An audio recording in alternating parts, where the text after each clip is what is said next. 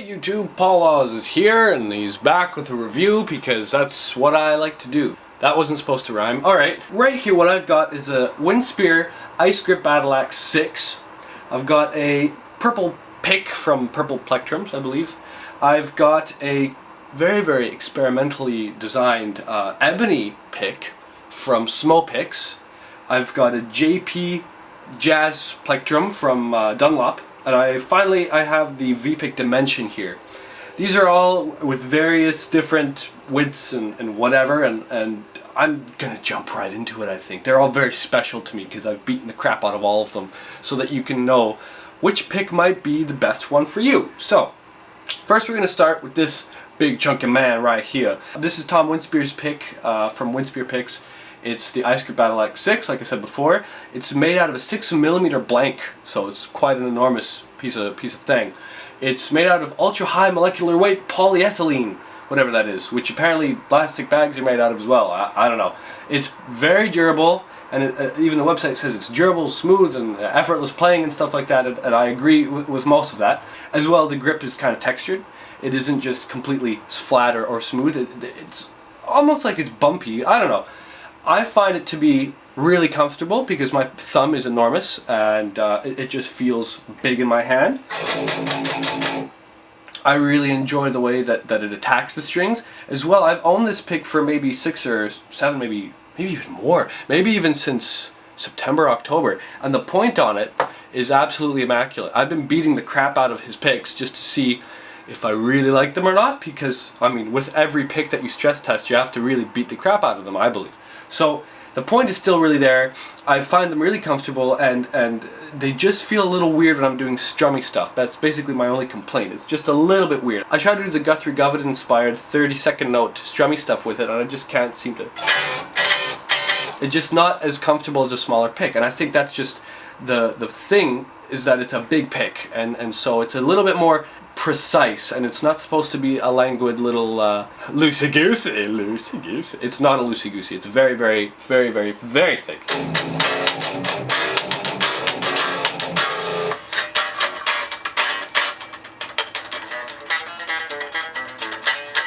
Anyway, so to describe what it sounds like on leady stuff, I'll have to play leady stuff. So let's just do that.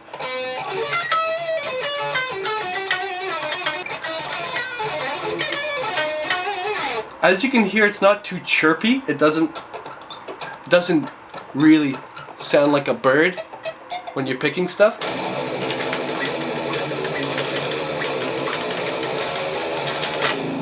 Which I really appreciate, because the chirpy pick pisses me off probably more than anything else, because I don't want to have that much tone out of it. This is a very precise and clean pick, ultimately. So, this Winspear pick is actually $6.50. But that's Great British pounds. It isn't American dollars, so just so you know that.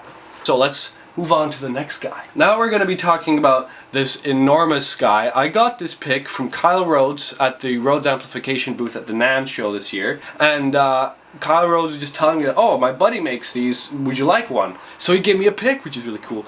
And I found out that these are actually really not that cheap, so thank you very much, Mr. Kyle Rhodes. It was an amazing thing to bring home, to have this little bit of NAMM swag with me. These are plectrums with optics. These little guys here. Apparently that's glass. And that's really cool, I think, because it's a cool little way to distinguish that this is a purple pick and that no one else can make a purple pick that looks quite like this one. This one is particularly enormous, and it's made out of some kind of high-grade thermodynamic plastic. I'm not entirely sure what that means, but it's really solid feeling, and it feels very dense. Almost feels like a Hufschmidt kind of plectrum in terms of density. This is 6.35mm, I believe, and it's called a heavy teardrop. It's hand sanded to 5000 grit, which means it's smooth, man. It feels more than baby's butt smooth. It's just incredibly smooth. Now, my issue with it is that it is chirpy on the lead stuff. So what I mean by that is, like, you can immediately.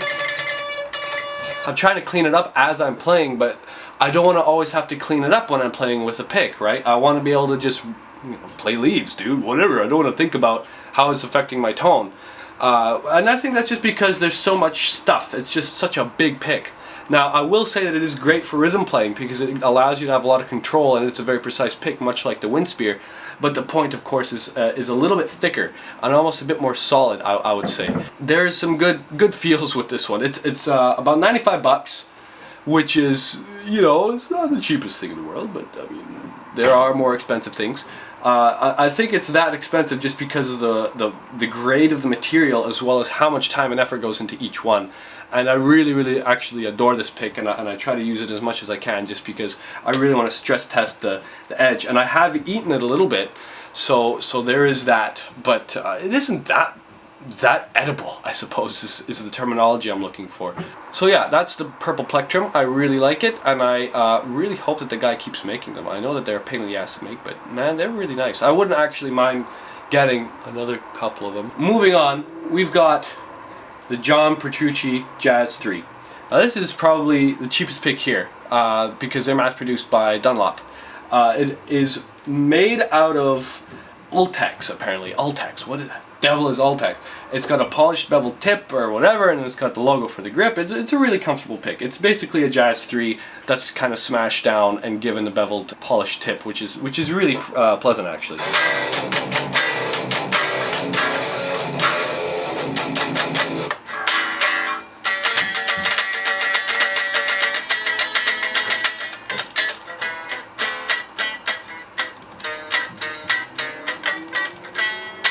I really enjoy the way that this guy plays, just because it is super precise, as well as it's thin and it stays out of your way. So that's the benefit of not having a super thick pick, is that you have it out of your way. I believe this is like, I don't know, it feels quite small to me. Maybe it's like a millimeter, maybe a little less. I'm not entirely sure. But it is quite a fantastic pick for the price. I mean, I believe you can get packs of 12 for only a few bucks. I don't think it's anywhere near as expensive as any of the other picks that I've got here. And it really holds its own, and I really enjoy it. It is a little small for me, but again, it comes down to how big your thumb is and how comfortable you are with it. And I do find that sometimes, because of the way that it is so small in terms of actual width and length here, that I end up dropping it a little bit. But otherwise, it's fairly fantastic. It gets pinch harmonics like a big pick, and it also strums really well, as I just demonstrated. And I enjoy it, man. I think that this is a great pick. I'll probably get another 12 of them. Because my last little issue with it is that I've eaten the crap out of it. I don't know if I'm going to be able to get on the camera, but I've eaten the ends of both sides a lot. And I actually have borrowed this from Metab from Guitar Porn. Sorry buddy, I've gotten 2 from you now. And I've eaten both of them. So I'll probably get another pack of these, just because they're really reliable for a certain kind of control you get, and I enjoy that control, and the fact that they're so cheap just really sweetens the deal for someone who likes to have a myriad of different picks. So moving on from the John Petrucci Jazz 3, we're gonna go to this Big Kahuna. This is a V-Pick Dimension. It's a buffed version. There's an unbuffed version, which basically means that the ends here are actually just like more raw. They aren't as polished. And this is 10 bucks. This is 10 US dollars. It's 4.1 millimeters thick, so it is enormous in comparison to that John Petrucci Jazz 3. It's described as being smooth and buttery. I would say it's kind of comparable to being a big Jazz 3, but it's chirpy. Chirpy meaning like this kind of, like, you can kind of...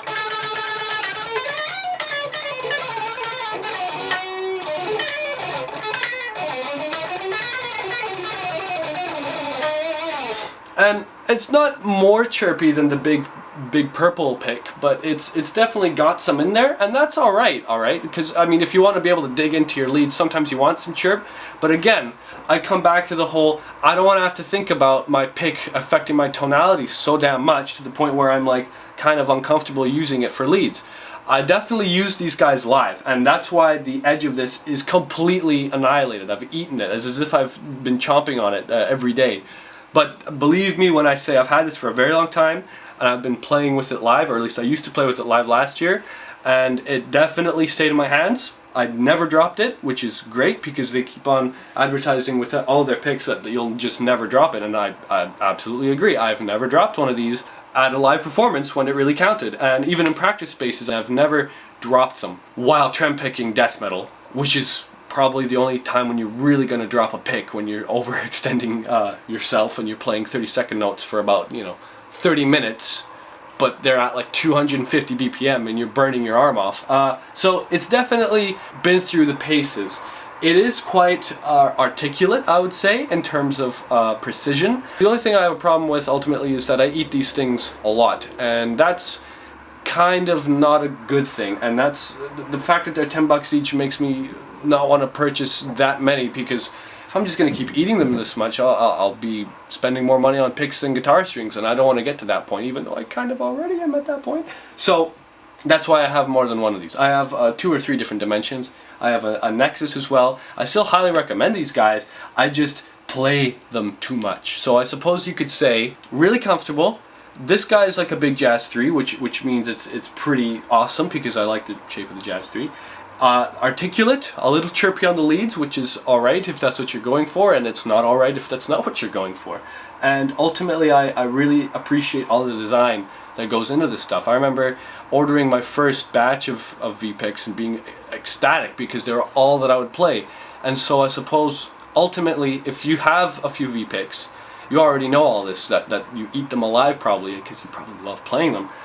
But that's the only thing that bothers me about it. Moving on from the very cool V-Pick, we're going to talk about this very tiny little piece of ebony. So this is a Smo pick, finally, last but not least. Smo picks are made by a guy called René Smogavec in Germany, and this is about 2 millimeters, this pick. I can't exactly be specific about it. And it's kind of a drop shape, like the other drop shapes, but it's a bit more reminiscent of a Jazz 3, as you can tell. It's a little bit more circular. It isn't a perfectly symmetrical design, simply because it is an experimental pick. He had sent me 2 picks actually, and the other one got lost in the mail, which really sucked. I'm assuming someone was like, damn, that pick looked good. So this is an ebony pick that is really comfortable, but the tip I have eaten alive. And that is because wood against metal, what's going to win, man? The only issue that I have with this pick is that it is made out of wood. At the same time, that's also the selling point to me, because I really like the feeling of it. It feels really comfortable, and it feels really natural to play with, just because of the fact that it's a bit of a wider pick, and it feels like a Jazz 3 but bigger, and the point of it used to be a bit more pointy, but again, I've eaten the crap out of it. It's still really comfortable and really articulate. I find that string skipping with this one is actually a lot easier. It's just really, really comfortable. I don't know how else to describe it.